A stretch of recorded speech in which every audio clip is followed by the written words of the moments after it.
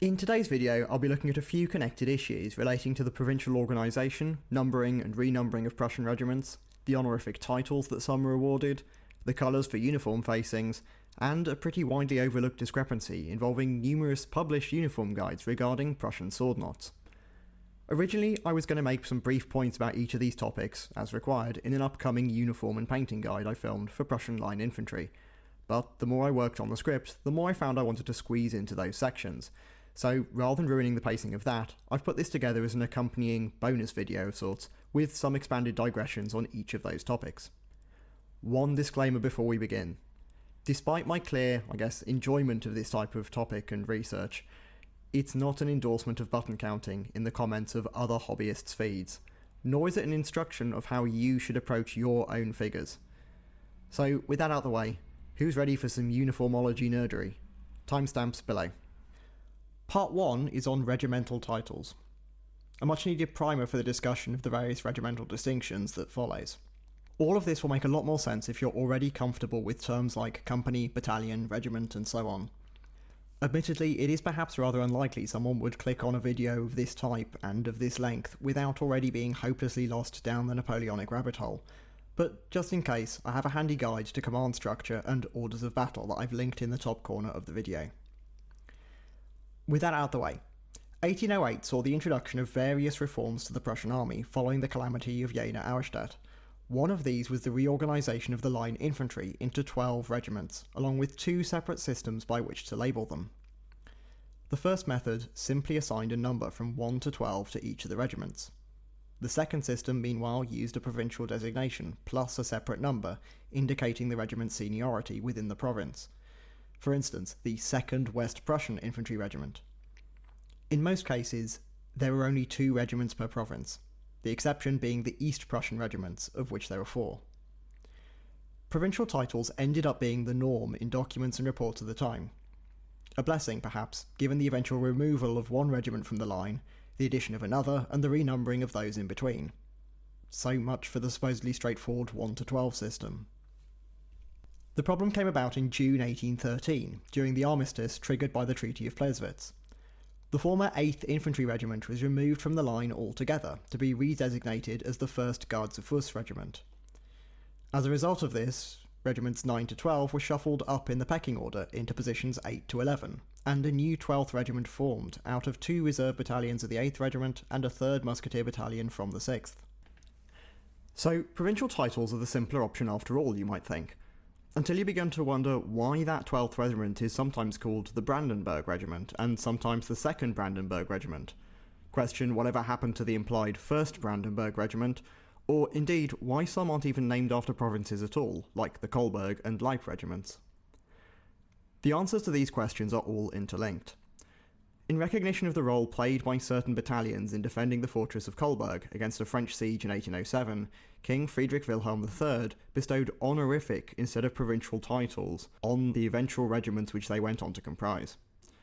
One was named the Leipzig Regiment, a term with a number of uses in the Prussian military, such as the name Leib Company being the old designation for the first company of the regiment who acted as a personal company for the regimental chief, and the Leibfahne, a term still in use in the period we're looking at, in reference to the regimental flag, which the Leib Company would once have carried.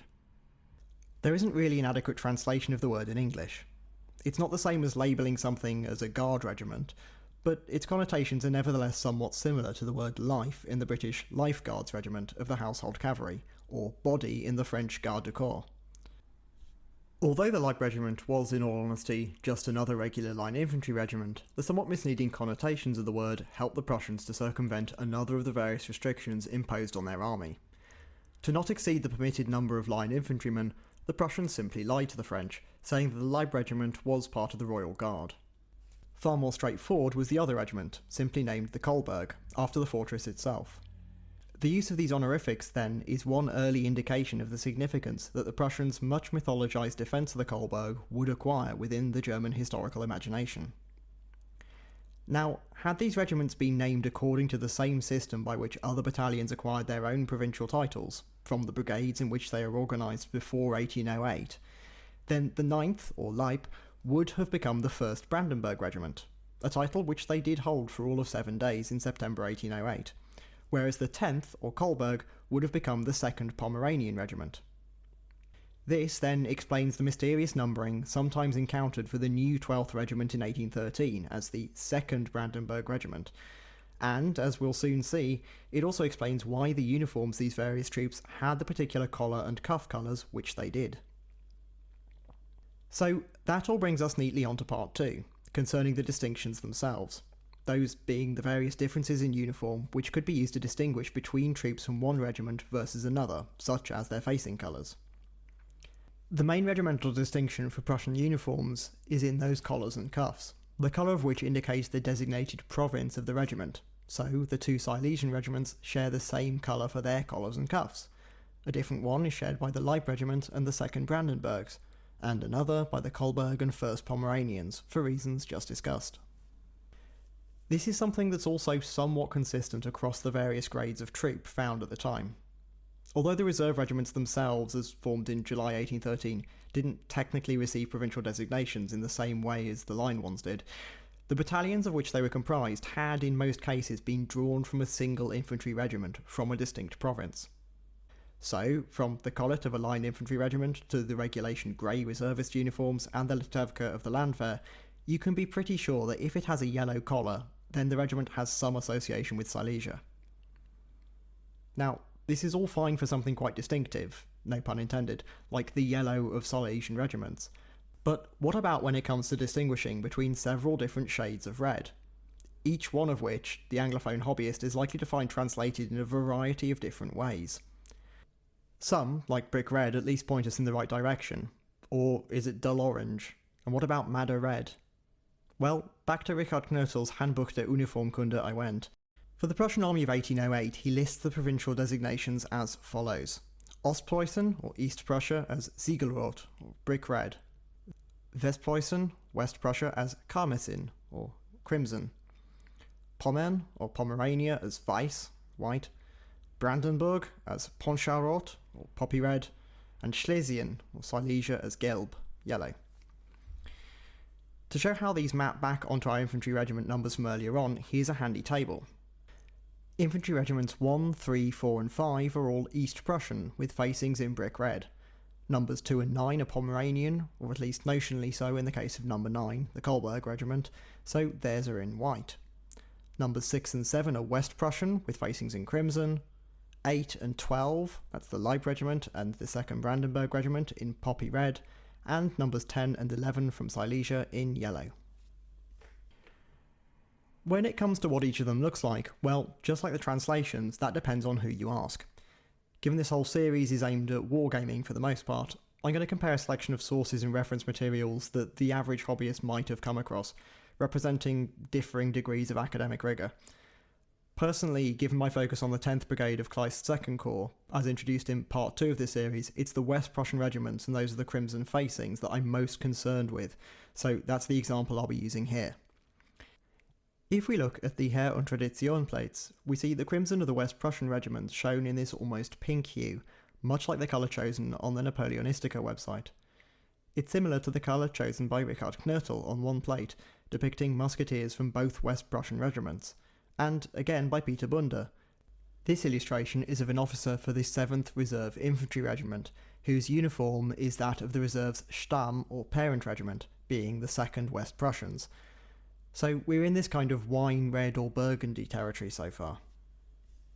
Steve Noon's illustration for Oliver Schmidt's Osprey book, Prussian Regular Infantryman 1808 to 1815, however, opts for something altogether quite different, a kind of dark maroon, a touch darker than the colour on Mont Saint-Jean's website, the little uniform guide included in the Perry's box set, and the illustrations drawn by Herbert Knötel, son of Richard, for a set of cigarette cards, Das Zeitalter der Freiheitskrieger, 1813 to 1815.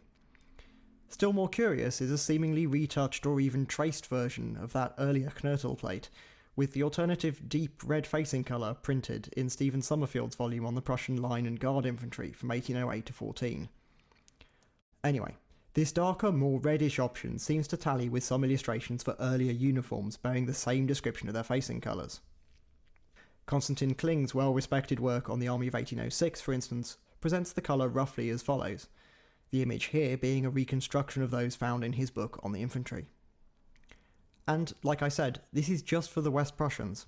Look into that East Prussian brick red and you'll encounter much the same. Before we commit any more time or energy to this question, however, it's worth considering whether this range of colours really is an error, or rather just a reflection of the reality of Prussian uniform manufacture and supply in 1813. Let's not forget, after all, that these colours were achieved using vegetable dyes, which, as Summerfield writes, were not wash, let alone light fast, causing many variations in shade. Consider this your license, then, to make an informed artistic choice about the exact facing colours you choose, or failing that, pick whatever paint pot you have to hand and call it a day. Within each province, the shoulder straps of the uniforms represent another distinction, indicating the seniority of the regiment. The first of any province has white shoulder straps, the second red, and uniquely for the East Prussians, the third in yellow and the fourth in light blue. So these are the main regimental distinctions for the Prussian Line Infantry at the time. But now onto a special mention, sword knots.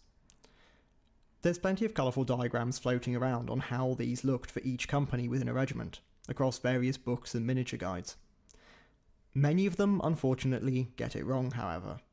In one case, rather curiously, despite printing on an adjacent page the correct table from the AKO, or Allerhöchste Kabinettsorder, of the 14th of November 1808, which lays out all the colours for each part of a sword knot in every company across a regiment.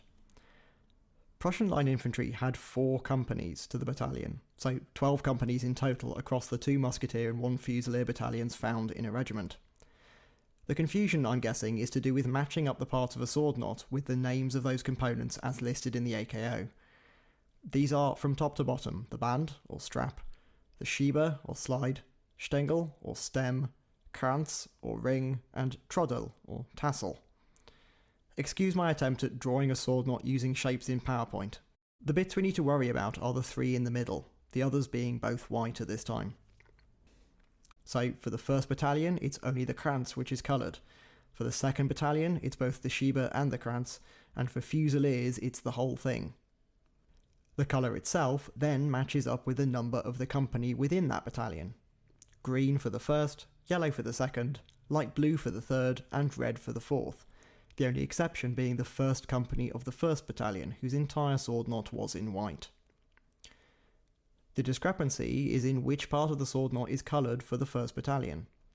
You'd think from the table, perhaps, that people would be mixing up the outermost sections and colouring the top of the sword knot, but no. At some point it got confused with the Stängel in the centre of the sword knot. You'll see this mistake all over the place, like I mentioned. Mont Saint-Jean is correct though, as is Herr und Tradition, together with most that write out the table in full instead of illustrating it. The only recognition of this error that I could find was in an old thread on TMP, but it doesn't seem to be the only error out there. Look at that interpretation of green for the 1st Company in the 2nd Battalion of Musketeers and Fusiliers in Herr und Tradition. Likewise, as Oliver Schmidt notes, owing to an error in von Millar's work, the colours for the 2nd Company of Grenadiers are also sometimes given as mixed black and white instead of plain black. Look, the whole thing is a bit of a mess. This is why double checking your sources is important, folks. Maybe what we need is just one more book on Prussian uniforms. But there we go. There is of course plenty more to unit distinctions and so on if you want to dig further into that stuff, but this video's gone on quite long enough. It was after all only meant as an excursus on 2 points from that upcoming painting guide. So if you're interested in something a bit more practical regarding the actual painting of the uniforms, then stay tuned, or even consider subscribing to the channel. Thanks as always for watching, and until next time.